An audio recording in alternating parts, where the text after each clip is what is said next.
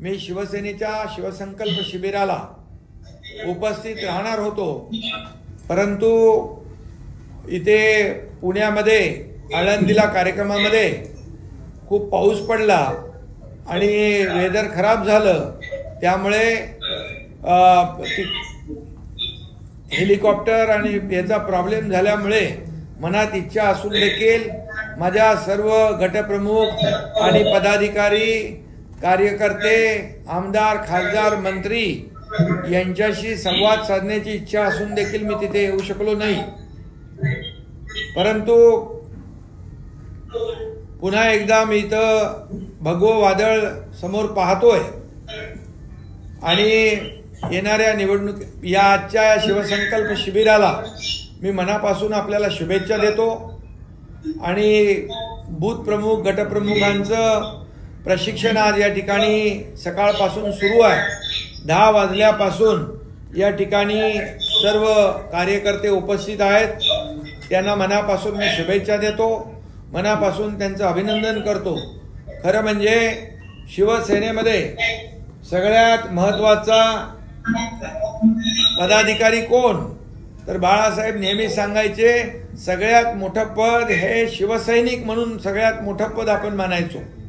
आणि म्हणून आज सगळे गटप्रमुख, शिवसैनिक, बूथ प्रमुख, शाखा प्रमुख, उपविभाग प्रमुख, विभाग प्रमुख, जिल्हा प्रमुख, तालुका प्रमुख, सगळेच लोक, सगळ्यांचा मी उल्लेख करत नाही, परंतु सगळे पदाधिकारी आज या ठिकाणी उपस्थित आहेत।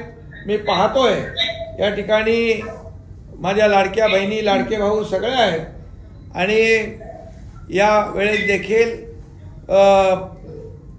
अतिवृष्टीमुळे शेतकऱ्यांचा जो काही शेतकरी संकटात आहे, शेतकरी उद्ध्वस्त झाला आहे आणि पूर परिस्थिती आहे, त्यामुळे या बळीराजाच्या मागे आपल्याला उभं राहणं ही आपली जबाबदारी आहे।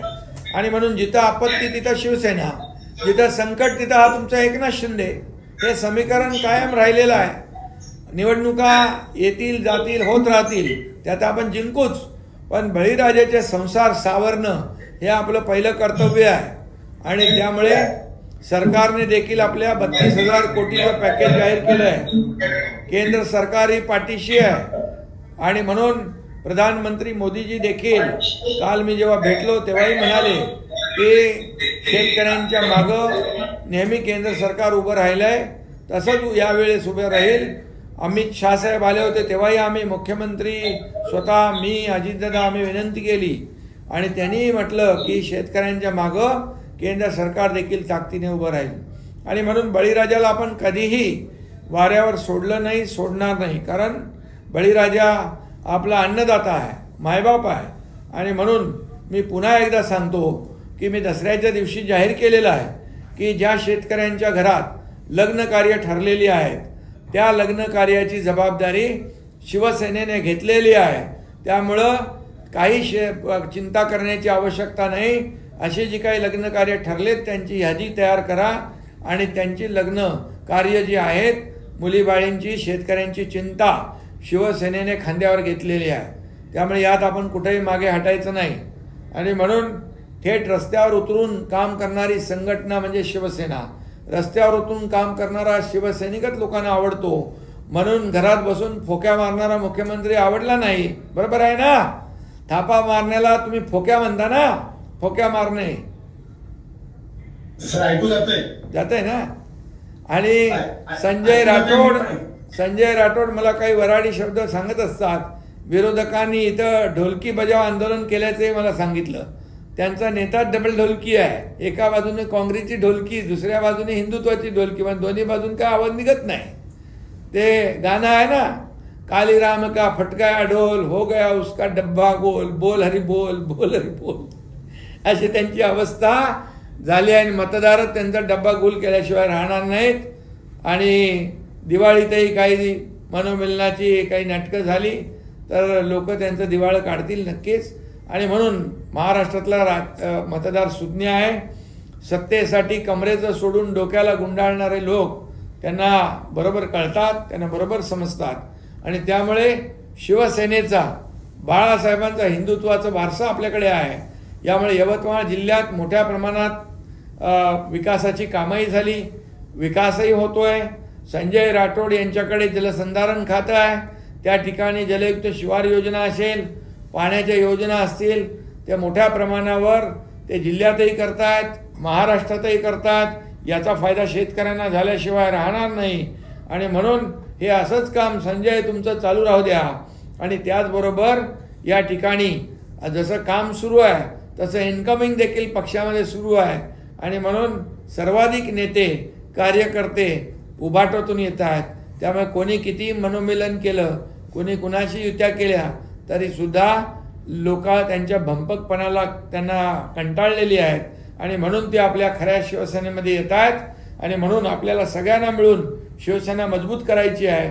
यवतमाळ जिल्ह्यात शिवसेना पदाधिकाऱ्यांच्या नियुक्त्या झाल्यात, नियुक्त्या झालेल्या सर्व कार्यकर्त्यांचं मी अभिनंदन करतो।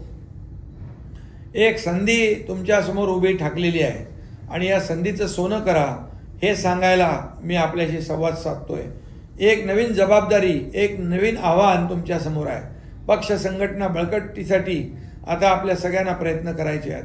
खरं म्हणजे हा बूथ प्रमुख आणि गट प्रमुख जो आहे तो खऱ्या अर्थाने आपल्याला जिंकून देत असतो। मग अगदी माझ्या सकट मंत्री असतील, आमदार असतील, खासदार असतील, सगळ्यांसाठी तो काम करतो आणि म्हणून त्याच्यासाठी आपण काम केलं पाहिजे।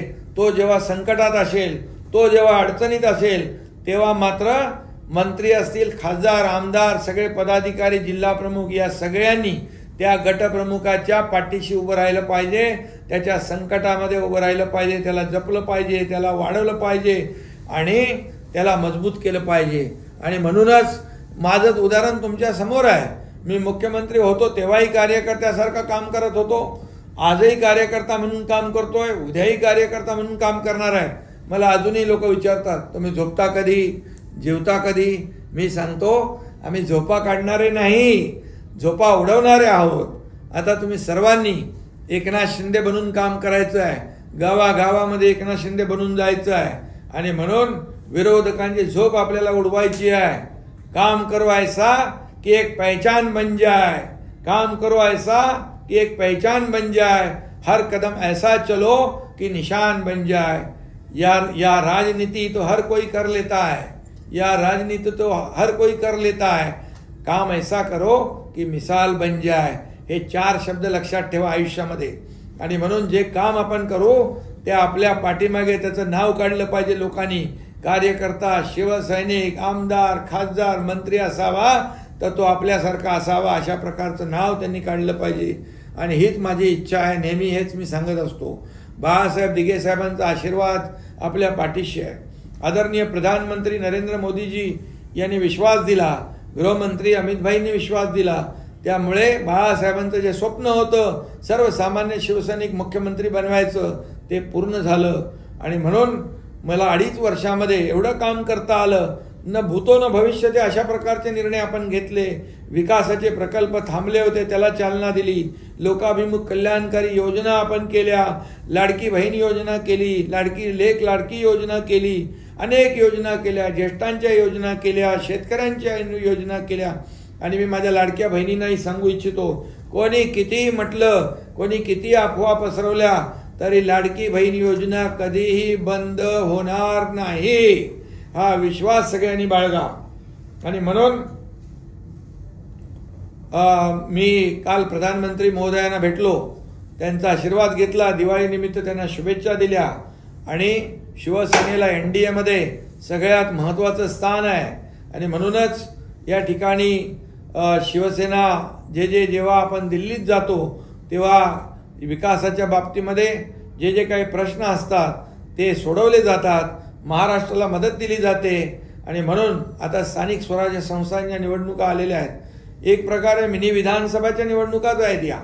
आणि म्हणून मी आपल्याला एवढंच सांगतो की आपण ह्या निवडणुका महायुती म्हणून लढणार आहोत आणि महायुती म्हणूनच जिंकणार आहोत। आपल्याला विरोधकांचा पराभव करायचा आहे, मित्रांचा नाही। त्यामुळे आपापसातील शक्यतो संघर्षाचे मुद्दे निवडणुकीमध्ये बाजूला ठेवा। आपल्या मित्रपक्षाच्या सर्व गोष्टी आपल्याला पटतात असं नाही, मात्र एकत्र संसार करताना थोडं कमी जास्त होणार। आणि म्हणून आपल्याला एवढंच सांगतो की कधी आपण एक पाऊल मागे जातो, कधी त्यांनी जायचं असतं, पण महायुती म्हणून विजय मिळवणं महत्त्वाचं आहे आणि महायुती म्हणूनच आपल्याला या निवडणुका जिंकायच्या आहेत. असा समजूतदारपणा नाही दाखवला तर काय होईल? आपल्या खास संजयच्या भाषेमध्ये सांगायचं तर तुले न मले घाल कुत्र्याले, असं चालेल? आणि म्हणून हे लक्षात ठेवा, सगळे समजदार आहे. विधानसभा आपण जिंकली, लोकसभा जिंकली, आपापसातील संघर्षाचे मुद्दे निवडणुकीत बाजूला ठेवा. आपल्या मित्रपक्षाच्या सोबत आपण काम करायचं आहे. काय एकत्र आपण काम करताना थोड्याफार कुरबुरी असणार, थोडंफार मागे पुढे आपल्याला करावं लागणार आणि त्यांनी करावं लागणार, मित्रपक्षांनी करावं लागणार, आपल्यालाही करावं लागणार. पण महायुती म्हणून विजय मिळवणं महत्त्वाचं आहे. असा समजूतदारपणा जर नाही दाखवला तर काय होईल? आपल्या खास वराडी भाषेमध्ये सांगायचं तर तुले न मले घाल कुत्र्याले, काय मिळणार? आणि म्हणून मी ते सगळे समजदार आहेत समोरचे, मी जास्त काय बोलत नाही. तुम्ही समजदार आहात. विधानसभा आता जिंकली आहे, पण लढाई अजून संपलेली नाही. शिवसेना काय आहे सगळ्यांना दाखवून देण्याची वेळ आलेली आहे.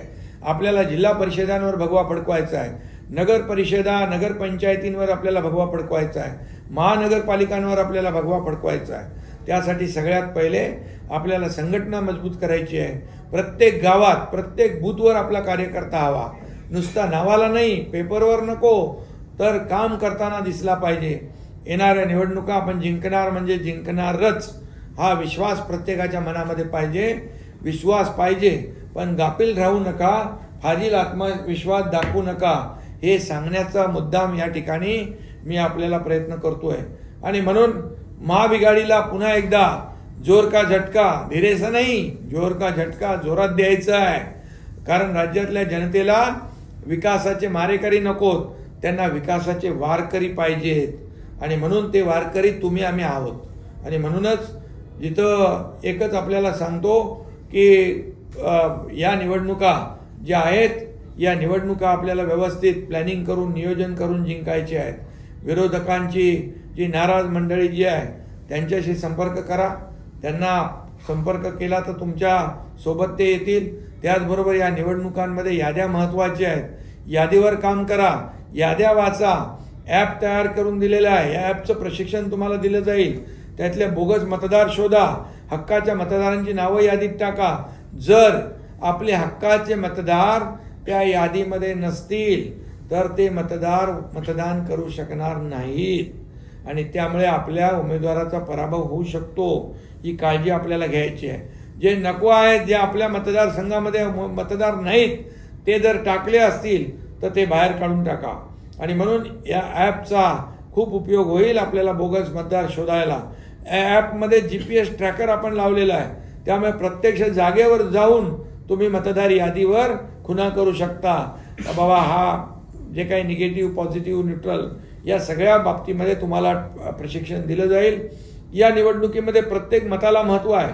स्थानिक पातळीवरच्या स्थानिक निवडणुकांमध्ये 100-500 मतांमध्ये देखील ताकद असते. 100-500 मतं जो कोण ज्याच्याकडे आहेत त्याला संपर्क करा.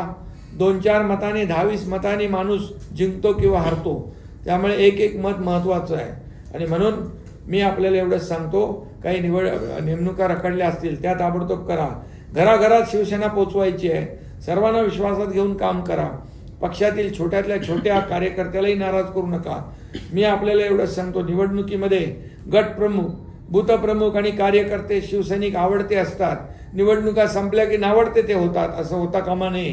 कारण हेच आपल्याला निवडून देत असतात, हेच आपल्या पाठीशी उभे राहत असतात, हेच आपल्या पक्षाला मोठं करत असतात. आणि म्हणून या निवडणुका आपल्या मोठ्या झालेल्या आहेत, नेत्यांच्या निवडणुका झालेल्या आहेत. आता या निवडणुका कार्यकर्त्यांच्या आहेत. त्यामुळे कार्यकर्त्यांना निवडून आणण्यासाठी कार्यकर्ता बनून आपण काम करा. आणि म्हणून माझ्या सकट सगळे मंत्री, खासदार, आमदार, जिल्हा प्रमुख या सगळ्यांनी याचं भान ठेवून काम केलं पाहिजे की ही निवडणूक आपली आहे. आणि म्हणून या निवडणुकीमध्ये कार्यकर्त्यासारखं काम करा. गटप्रमुख निवडणुकांमध्ये राबतो आणि तो निवडून देतो, म्हणून त्याला अंतर देऊ नका. हे देखील मुद्दा मी या ठिकाणी मी सांगतो. आणि म्हणून निवडणुकांचा निकाल लागेपर्यंत स्वस्थ बसू नका. रात्र वैरायची आहे. आणि म्हणून दिवस रात्र एक करून आपल्याला काम करायचं आहे. पक्ष निवडणुकांमध्ये जिंकला तर पक्ष मोठा होईल, पक्ष मोठा झाला तर तुम्ही मोठे होणार आहात, पक्षाचा मान सन्मान वाढला तर तुमचा मान सन्मान वाढणार आहे. इथं कोणी या पक्षात मालक आणि नोकर नाही, हे सर्व आपला पक्ष कार्यकर्त्यांचा पक्ष आहे. आपण सर्वजण एक आहोत, आपण एक परिवार आहोत, एक आपण कुटुंब आहोत. त्यामुळे याचं भान आपण सगळ्यांनी ठेवा आणि कार्यकर्त्यांना विश्वासात घेऊन काम करा. उमेदवारी एकच आहे, परंतु उमेदवारी मिळाली नाही तर तो एक तुल्यबळ होता आणि दुसरा जो उमेदवारी मागणारा सक्षम नव्हता असं मानण्याचं कारण नाही. कारण उमेदवारी एकच आहे, एकालाच उमेदवारी मिळणार. परंतु ज्याला उमेदवारी मिळणार नाही त्याला आपल्याकडे अनेक संध्या आहेत. तालुका कमिट्या, जिल्हा कमिट्या, महामंडळं हे सगळे जे आहेत सदस्यपदं खूप आहेत. आणि म्हणून आम्ही मुद्दाम या स्थानिक स्वराज्य संस्थांच्या निवडणुकांनंतरच या नेमणुका करण्याचं ठरवलेलं आहे. आणि त्यामुळे जे उमेदवारीपासून वंचित राहतील त्यांचा मान सन्मान या बाकीच्या पदांवर केला जाईल. आणि म्हणून मी आपल्याला एवढं सांगतो, आपल्याला एक समर्थ आणि सक्षम महाराष्ट्र घडवायचा आहे. देशाला महासत्ता बनवण्याचं स्वप्न आदरणीय प्रधानमंत्री मोदींनी जे पाहिलेलं आहे ते आपल्याला पूर्ण करायचं आहे. बाळासाहेबांचं स्वप्न आपल्याला पूर्ण करायचं आहे. धर्मवीर आनंद दिघे साहेबांचे विचार आपल्याला पुढे न्यायचे आहेत.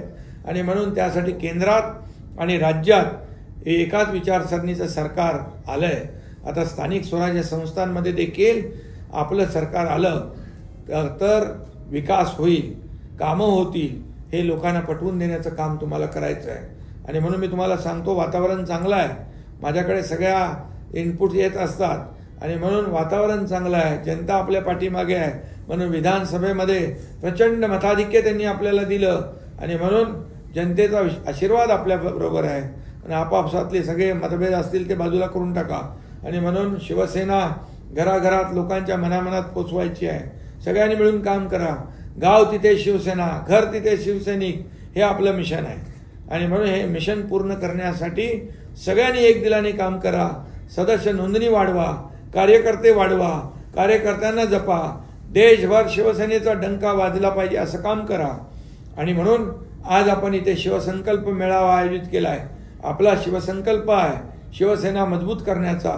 आपला शिवसंकल्प आहे बाळासाहेबांचा विचार जपण्याचा. आपला शिवसंकल्प आहे धनुष्यबाणाचा मान राखण्याचा. आपला शिवसंकल्प आहे हिंदुत्वाची शान राखण्याचा. आणि आपला शिवसंकल्प आहे राज्याच्या समृद्धीचा आणि राज्याच्या प्रगतीचा. हा शिवसंकल्प साकार करण्यासाठी आपण सगळे जीवाचं रान करूया. आणि या ठिकाणी यवतमाळचा कायापालट करण्यासाठी पडेल ते काम या ठिकाणी करण्याची जबाबदारी माझी आहे, तयारी माझी आहे.